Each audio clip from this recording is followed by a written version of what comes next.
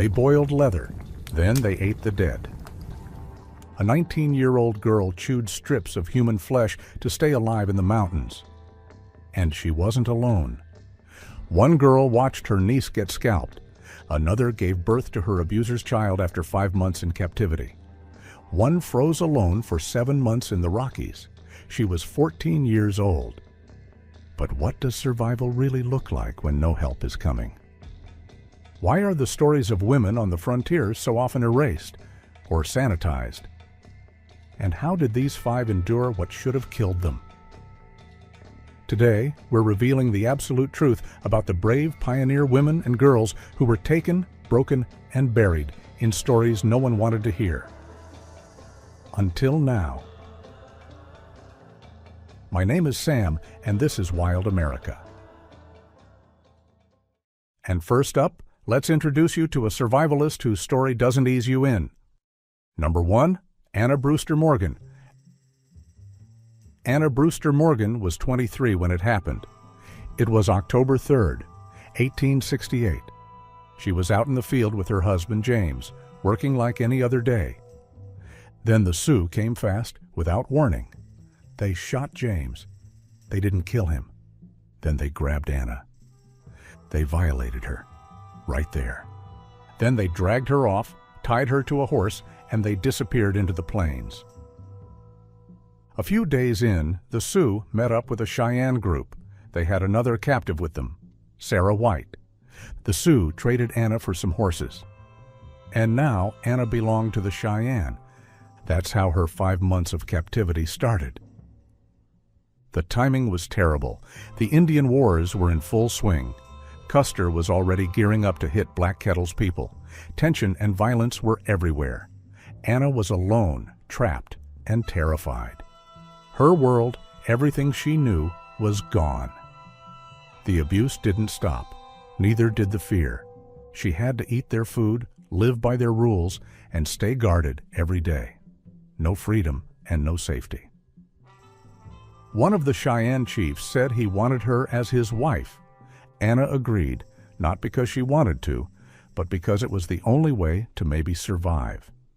She picked what felt like the lesser evil. Being tied to one man meant she might avoid the others. Even then, she fought. She didn't go quietly. People later said she didn't break easy. She stood her ground when she could. And some of the Cheyenne noticed that. It didn't mean they treated her well, but they saw her strength. The winter made everything worse. There was no real shelter and not enough clothes. This kind of cold made its way through your bones. And still, no rescue in sight. Then November 27th came, Custer's attack on the Cheyenne village at Washita River. Anna and Sarah weren't in that exact camp, but they were close, just downstream. When the shooting started, their captors rushed them away from the fight. Anna somehow couldn't get a signal off. She could hear the gunfire, but couldn't do a thing about it. And so, winter passed. Nothing changed. Finally, in March, help came. On the 22nd, U.S. soldiers and Kansas volunteers found them near Sweetwater Creek. No shots fired this time. Custer's men, plus the 19th Kansas Regiment, got both women out. Anna was half-starved, filthy, worn out. An army cook named Mrs. Courtney took her in, cleaned her up, gave her clothes. After 5 months of hell, Anna was free. But the damage was done. She was pregnant. The baby, born back in Kansas, wasn't her husband's. His name was Ira. Unfortunately, he died before turning 2. Anna tried to move on. She had more kids with James, but the pain stayed. She said once, "After I came back, the road seemed rough, and I often wished they had never found me." People looked at her differently. Some avoided her. Her marriage fell apart. She left James, moved in with her brother. She had a quiet life, but not peaceful. The memories stayed. In 1902, at 57, she died in a mental hospital. She'd spent her last years locked away, still haunted.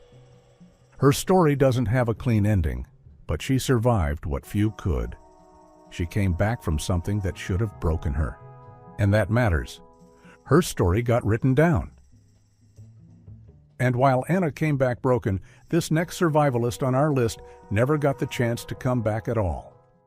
Number 2, Abby Gardner Sharp. Winter hit hard that year, 1857. Northern Iowa was frozen solid. Food was scarce. People were desperate, white settlers and Dakota Sioux alike. Abby Gardner was 13. She lived with her family in a cabin by Spirit Lake. They were trying to survive like everyone else. Then came Inkpaduta. He led a band of Wapakute Dakota. They were angry, starving, and out for revenge. A white settler had murdered his brother years earlier. No justice was ever served. And so that wound festered deep.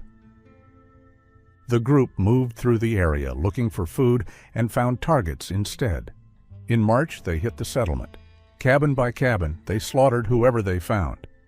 Abby's family didn't stand a chance.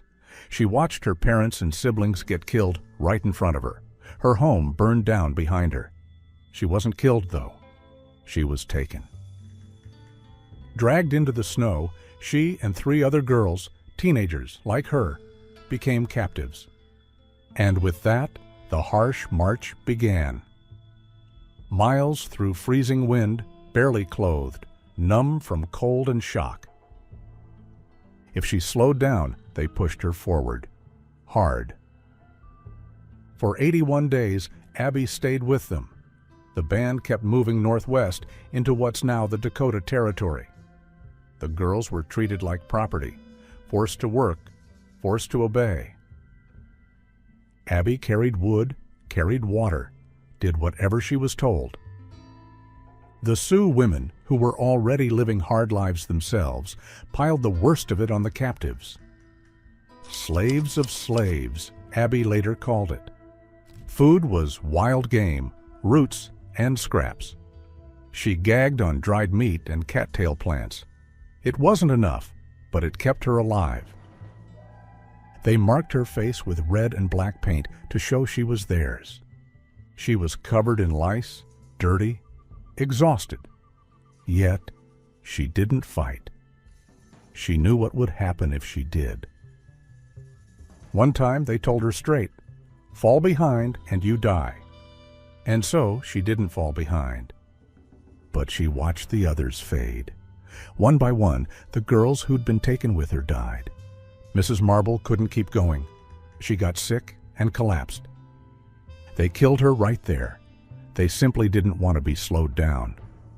But Abby kept moving. One of the girls tried to run during a river crossing. Panic took over. But she didn't make it far. She was shot in the water. Another girl, Nettie, didn't die. But she didn't stay. They traded her away to another band for horses. And just like that, she too was gone. That left Abby, alone, no one else, just her and the people who had destroyed her life. Later, she said, "It is a wonder any of us lived through it." She wasn't exaggerating. Almost 3 months passed. U.S. troops chased the raiders but couldn't catch them. Instead, Native agents stepped in. Then, finally, in May, a group of Dakota from a different band showed up at Inkpaduta's camp. They came under a flag of truce. They brought the ransom. The price was high. 2 horses, 12 blankets, 20 pounds of tobacco, 2 kegs of gunpowder, more than 30 yards of cloth, and a bunch of small trade goods. Inkpaduta took it. Maybe he saw no point in keeping her. Maybe he was tired of running. Most of his group was dead or gone by then. And so, after 81 days, Abby was free. She was taken to the Yellow Medicine Agency in Minnesota. She was 14. Her feet were torn up, her body covered in scars. She could barely stand. The next few months were rough. The trauma didn't just go away. She survived by shutting down, doing whatever she had to. Her story spread. Newspapers picked it up. People wanted to know what had happened out there. Regardless, the Spirit Lake massacre hit a nerve. People wanted revenge. The government didn't catch Inkpaduta, but they punished his relatives, executions, exile, all of it. Abby eventually got married. She took the name Abby Gardner Sharp. She had kids. But the past never let go. She was poor for most of her life.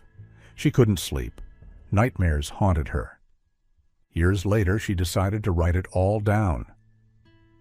In 1885, she published her memoir, History of the Spirit Lake Massacre and Captivity of Miss Abby Gardner. She didn't hold back. She told the story straight, named names, honored the settlers who died. She even tracked down 2 Dakota men who helped get her out, thanked them face to face. And then she went back.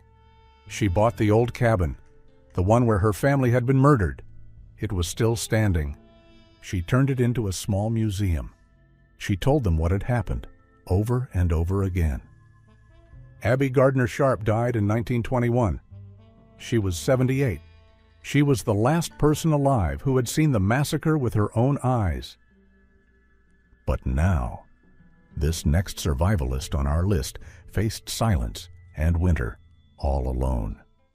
Number 3. Jeanette Riker. In the fall of 1849, Jeanette Riker was 14 years old, headed west with her dad and 2 older brothers. Like a lot of families back then, they were chasing land, chasing gold, just trying to make something out of nothing.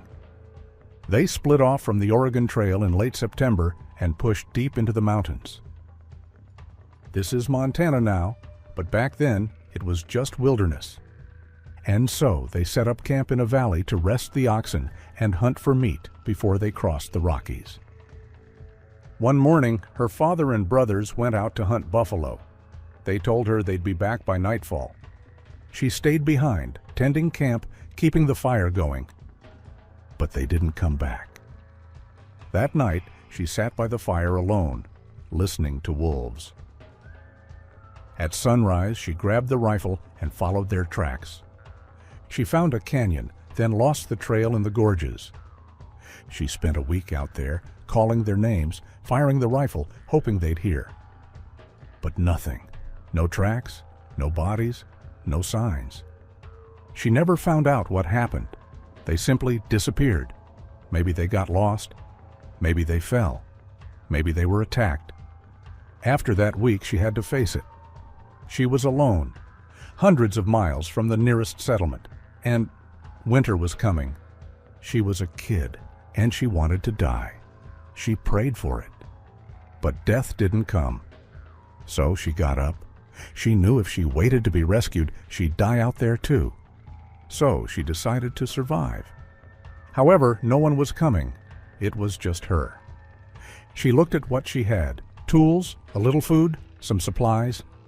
But the first thing she needed was shelter.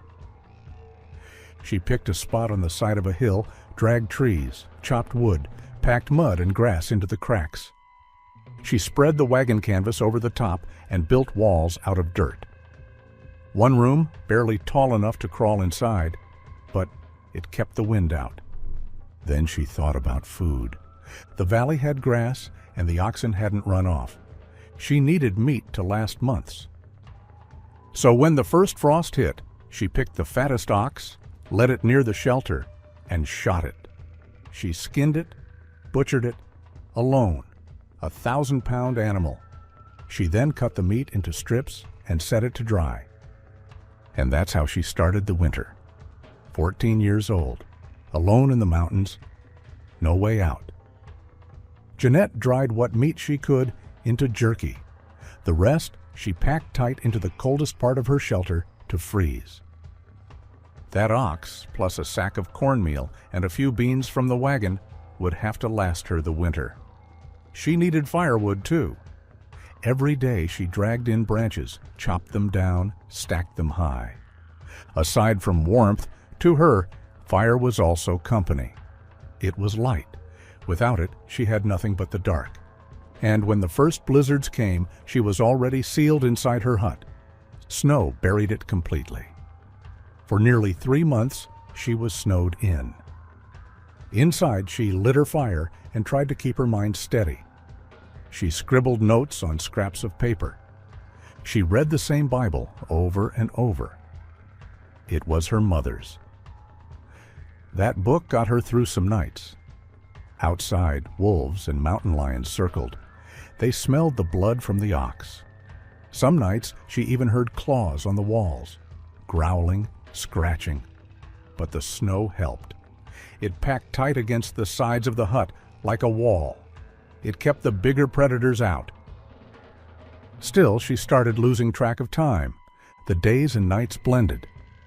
When her woodpile got low and the snow was too deep to reach it, she dug her way out, hands and knees through the ice. She tunneled like an animal, dragged back what wood she could, then sealed the hole behind her. Then came spring. Meltwater flooded the hut, her bedding, her food, her supplies, all soaked. She couldn't light a fire for 2 weeks. There was nothing dry left. She ate the meat raw. She sat in wet clothes. She shivered through the dark. And you know, most people wouldn't have lasted. But Jeanette kept going. She stuck to her routine. She melted snow for water. She repaired clothes with threads pulled from old sacks. She marked days on scraps just to remind herself she was still here.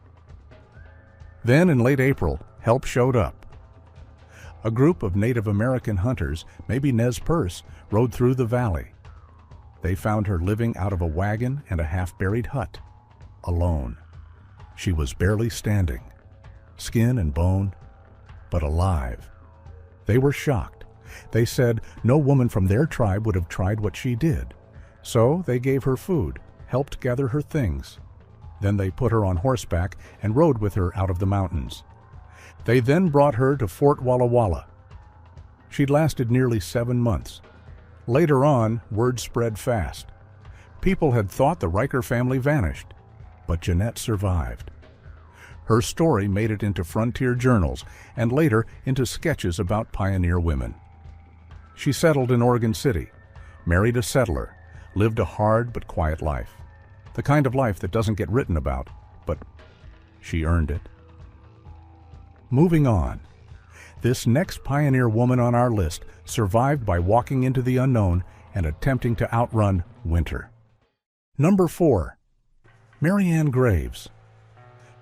Mary Ann Graves was just 19 when she left everything behind with her family to head west. They were chasing something better, like so many others in 1846. Her family, 9 kids and their parents, joined a wagon train bound for California. That group would come to be known as the Donner Party. In November, deep in the Sierra Nevada, winter slammed into them hard. They got stuck near a lake, now called Donner Lake. Snow piled high, roads disappeared, and they were trapped. Days turned into weeks. The food ran out. Hope followed. At first, they boiled ox hides into soup. Then they chewed on leather. Then there was nothing left. By December, they were starving. Mary Ann's family huddled in rough cabins buried in snowdrifts. They had no firewood and no animals. All they had was cold and hunger.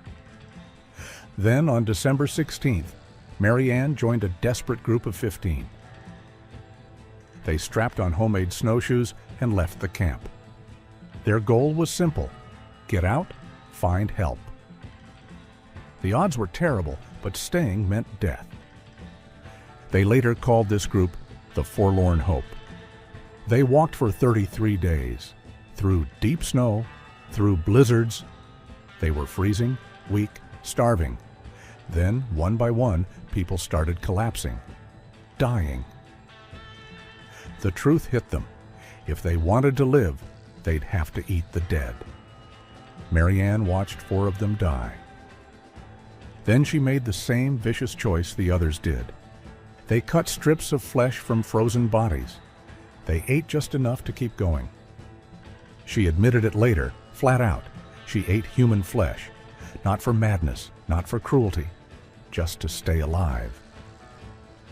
2 Miwok guides had joined them, but they fled, afraid they'd be killed next. After that, Mary Ann helped search for food. Once she and another survivor managed to kill a deer, but when they got back to camp, it was too late. Her brother-in-law, Jay Fosdick, had died. His body became more food. By early January, just 7 were left alive. Mary Ann was one of them. Snowblind, frostbitten. She lost all her toes. Still, she kept moving. On January 12th, they made it out. A group of Native Americans found them, gave them food. That likely saved their lives. Mary Ann eventually reached a California settlement. She told them what happened, that dozens of people were still trapped back at the lake. Later on, rescue teams went in and pulled out the rest. Some of her siblings survived because of that. Mary Ann, however, didn't come out whole. She was thin, numb, broken. Both of her parents died in that snow. Her mother's body was eaten. So was one of her younger brothers. When she reached safety, she said, "I wish I could cry, but I cannot. If I could forget the tragedy, perhaps I would know how to cry again." She married just 3 months later. Probably needed something solid to hold on to. But even that didn't last. Her husband was murdered in 1848. Mary Ann lived to 64. She didn't talk much about the mountain, but she carried it with her. All of it, the hunger, the horror, the survival. She made it out, not because she was fearless, but because she refused to stop. And now, our next survivalist crossed sand, barefoot. Number 5, Olive Oatman. In early 1851, Olive Oatman was just 13. Her family, parents and 7 kids, were crossing the Sonoran Desert alone, heading west to California. It was dry, remote, and they were miles from help. Then, everything broke. One afternoon, a group of Yavapai warriors came down on their camp without warning. The family had no way out. Maybe they were starving, maybe desperate. Either way, they came with clubs and knives. They killed Olive's parents and 4 of her siblings right there in the river ravine, and they killed them fast, brutal. Olive watched it happen. She tried to get to her mother, but one of the men held her back and told her if she moved again, he'd crush her skull. Her little sister, Mary Ann, just 7, was still alive. And her older brother, Lorenzo, he was 14, he was beaten and left for dead with a fractured skull. However, he somehow crawled away and survived. But Olive and Mary Ann were taken.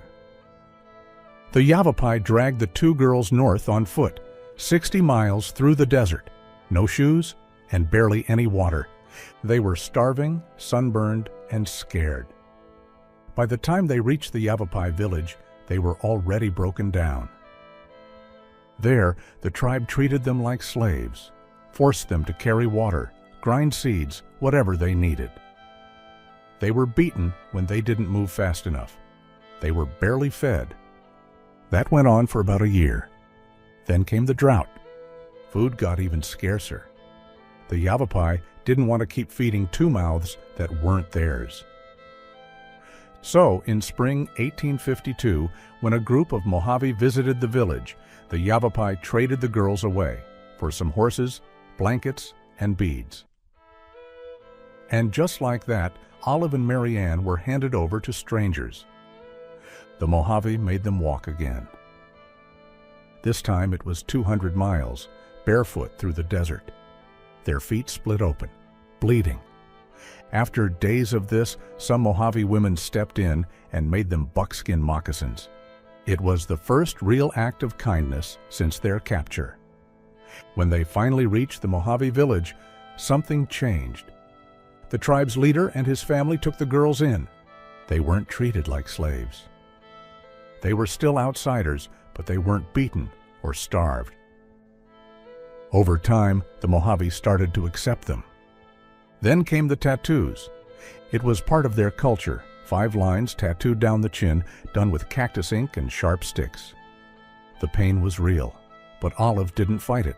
She let it happen. That mark meant something. It said, You're one of us now. Even in death, you'll be remembered." By then, Olive knew she wasn't going back. Not yet. Maybe not ever. Olive stayed with the Mojave for the next few years. She learned their language. She worked beside the women, gathering food, hauling, grinding, doing what needed to be done. They played games. They sang songs. Life was hard, but it was life, and Olive found a way to keep going. Then came another blow. In 1855, crops failed. No rain, no food. People began to starve. Mary Ann, her little sister, didn't make it. She was about 12, too thin for too long. One day, she just didn't wake up. Olive nearly died, too. But the Mojave family she'd been living with shared what they had. It wasn't much, but enough to keep her breathing. She'd been their ally for 4 years by then. She didn't try to run. She didn't know how to cross the desert alone, and she believed her entire family was dead. Then, something changed. Early in 1856, word spread, a white girl was living with the Mojave. So settlers caught wind. So did the authorities. In February, a man named Francisco from the Quechan tribe came to the Mojave village. He brought a message. The U.S. wanted the girl back. At first, the Mojave resisted. Olive wasn't a prisoner anymore. She was one of them. But the threat was clear. Give her up or face soldiers. So they agreed. They handed Olive over in exchange for 2 horses, some blankets, and beads. She was 19 when she walked out of that desert, dressed in a plain cotton dress the Mojave gave her, tattoo still on her chin. She didn't look like anyone the soldiers had seen before. She didn't sound like them either. At Fort Yuma, she got a shock. Lorenzo, her brother, had lived. He'd survived the attack back in 1851. Crawled away, half dead, and somehow made it. They hadn't seen each other in 5 years. The reunion was real, messy, emotional. After that, Olive's story spread fast. A minister helped her write a book. It was called The Captivity of the Oatman Girls. Her tattooed face became a symbol. People didn't know what to make of her. To them, she was a curiosity, a survivor, a victim, a woman who'd lived with savages. But for Olive, it wasn't that simple. She said she'd been taken twice, once by Native Americans, and once again by the Army. She never fully fit back in. She'd lived too long in another world. The trauma, the grief, the culture shock, it stayed with her. But she pushed forward. She married. She kept her past mostly private, and she lived into her 60s. Still, the truth never left her. And just like Olive, the next survivalist on our list lost everything she had, twice. Number 6. Catherine Sager. In 1844, Catherine Sager was 9 years old. Her family, parents, and 6 kids joined a wagon train headed west on the Oregon Trail. They were just trying to start over, but things went bad, fast. Somewhere out on the plains, Catherine jumped off the moving wagon. Her dress got caught in the wheel. The wagon dragged her under. The wheels crushed her left leg. There was no hospital out in the wilderness, no real doctor. All they had was open prairie and a few settlers who did what they could. And so her father and a half-arsed doctor traveling with them set the leg as best they could. They used splints and tried to keep the wound clean. That was it. No anesthesia. Catherine was in a lot of pain, a lot of it. She lay in the wagon for months while the bone healed, and somehow she kept the leg. But she'd never walk the same again. Then the sickness hit. They called it camp fever. But it was typhus. Her dad got it first. He lay dying next to her in the wagon, knowing there was no one left to take care of his kids. And before he died, he begged the wagon captain to look after them. A few weeks later, their mother died too. Fever, childbirth, grief, it all hit at once. In less than a month, the Sager kids were orphans. The oldest was 14. The baby was only a few months old. Catherine, still bedridden with her shattered leg, was stuck in the wagon with no parents and no clear future. Other families in the wagon train stepped in. They gave what little they had: food, help, care. It wasn't much, but it was enough. Eventually, the orphans made it to Oregon. After 6 months and 2,000 miles, the wagon train reached the Whitman Mission in Walla Walla Valley. It was October 1844. The missionaries there, Marcus and Narcissa Whitman, took in all 7 Sager children, and the next year they formally adopted them. For the first time in months, the kids had a roof and solid food. Catherine's leg finally healed. She started walking again, limping but moving. She helped with chores, learned to read and write. It wasn't easy, but it was a kind of peace. However, it didn't last. The Whitman Mission was located in Cayuse territory. Tensions with the Cayuse tribe had been building for years. So, in 1847, a measles outbreak tore through the region. Half the Cayuse died, mostly kids. But the white settlers treated by Dr. Whitman mostly lived.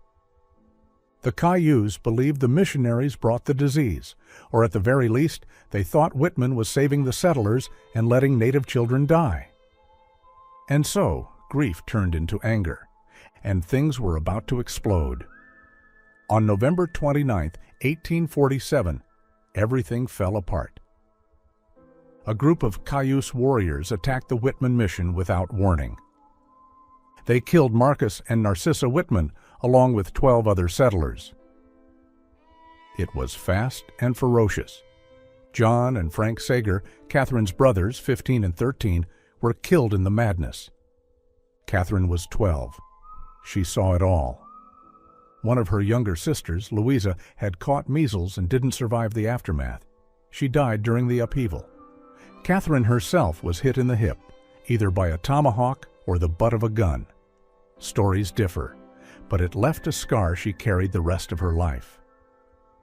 She and her 3 remaining sisters, Elizabeth, Matilda, and baby Henrietta, were taken by the Cayuse. Along with about 50 other women and children, they were held hostage in the Cayuse village for a month. There it was cold, and food was scarce. People kept dying from measles and hunger. Catherine described it later as a time of fear and grief. They were hostages. The Cayuse wanted to trade them for supplies. Catherine, now the oldest of the 4, did what she could to calm her sisters. She had already lost both her birth parents, then her adoptive ones, and now her brothers. She was a child trying to hold together what little was left. At one point, the Cayuse debated killing some of the captives in revenge for their own dead. Tension was high. But they didn't go through with it. By the end of December, help came. Peter Skeen Ogden from the Hudson's Bay Company negotiated their release. On December 29, 1847, the Cayuse traded the 49 survivors for goods: blankets, shirts, coats, axes, tobacco, and beads. That was the price. Catherine and her sisters were freed. They were moved to Fort Vancouver, then to Oregon City. The war between settlers and the Cayuse kept raging, but the girls were out of it. Still, they were split up again. No single family could take in all 4. So, they were scattered across the Willamette Valley. Henrietta, the youngest, didn't live long. She died at 26, killed, reportedly by accident, by an outlaw. But the other 3 made it. They grew up, they married, they had families. Catherine didn't stay silent about what happened. In around 1860, she wrote it all down. A memoir called Across the Plains in 1844. She didn't sugarcoat anything. She wrote about her father begging someone to look after her when he was dying, about her mother being buried in a bedsheet out in the wilderness, about the blood on the floor the night the Whitmans were killed. She told the truth. Catherine lived to be 76. She became part of Oregon's early settler history. But what matters more is that she survived, when so many around her didn't, and that she told her story so others would know what the frontier really looked like for a girl who lost almost everything and somehow kept going. And while Catherine barely made it to safety, this final survivalist on our list nearly didn't make it at all. Number 7. Fanny Kelly. In July of 1864, Fanny Kelly was 19, headed west with her husband on the Oregon Trail. They were aiming for Idaho in a small wagon party. Nothing fancy, just a few people trying to start new lives. On the 12th, near Little Box Elder Creek in what's now Wyoming, around 250 Lakota Sioux warriors, Oglala and Minneconjou, surrounded them. They were armed and painted for war. The group tried to talk, but it didn't work. Within minutes, arrows and bullets were flying. 3 men were killed right away. Fanny's husband and another man managed to escape. But Fanny, another woman, and 2 children were taken. And that was the start of 5 long months in captivity. That first night, Fanny tried to escape. She told the 7-year-old girl who'd been captured with her adopted niece Mary, to run. The girl vanished into the dark. Fanny tried to follow, but she didn't make it. She was caught and beaten. Days later, searchers found 7-year-old Mary's body, scalped, full of arrows. The next night, the other woman, Sarah Larimer, and her son managed to get away. That left Fanny alone. In less than 2 days, everyone she knew on that wagon train was dead or gone. Fanny was marched across the plains with the war party. From then on, it was survival. Nothing else. She learned quick, keep your head down, but stay sharp. She got beat, threatened, almost killed more than once. One time, she dropped an old chief's pipe, shattered it. He lost it, said he'd kill her. So she pulled out every dollar she had, just a wad of crumpled green bills, and handed it over, told him the money was valuable. As a result, he let her live. Another time, she accepted a gift, just a pair of stockings, from a young warrior. Big mistake. She didn't know that broke protocol.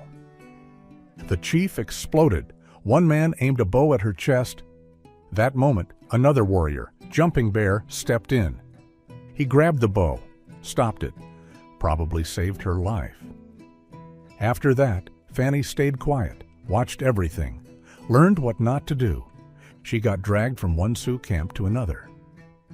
Along the way, she saw what this war really looked like. She saw skirmishes. One day, General Sully's cavalry showed up. Cannons roared. Chaos. The Sioux rushed the women and children to safety. The soldiers couldn't reach her. So they pulled back.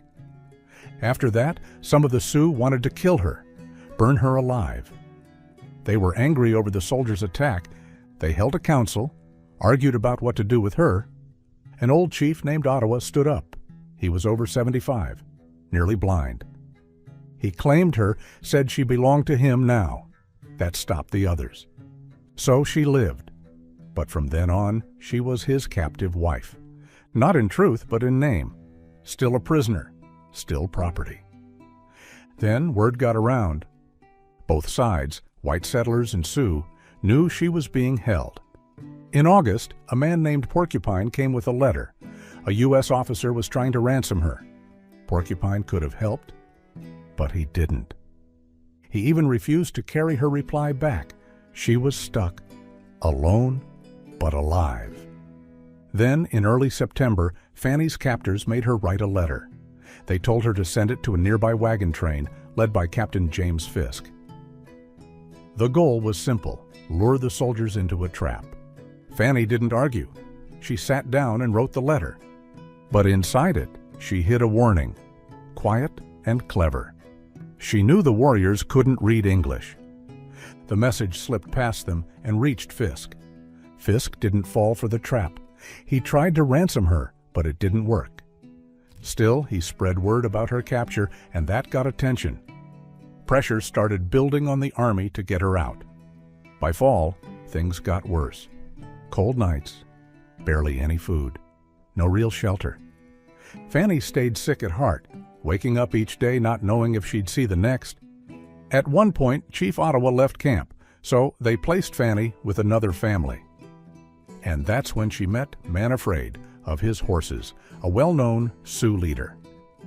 Unknown to Fanny, her husband had sent 2 expensive suits to this man, hoping he'd trade for her freedom. Instead, the chief lied, said he couldn't find her, took the suits, and left her behind. Another dead end. By November, the war had dragged on for 2 years. Some Sioux bands were tired of fighting. The Sihasapa, or Blackfeet Sioux, decided to make peace. Part of the deal was help bring Fanny back.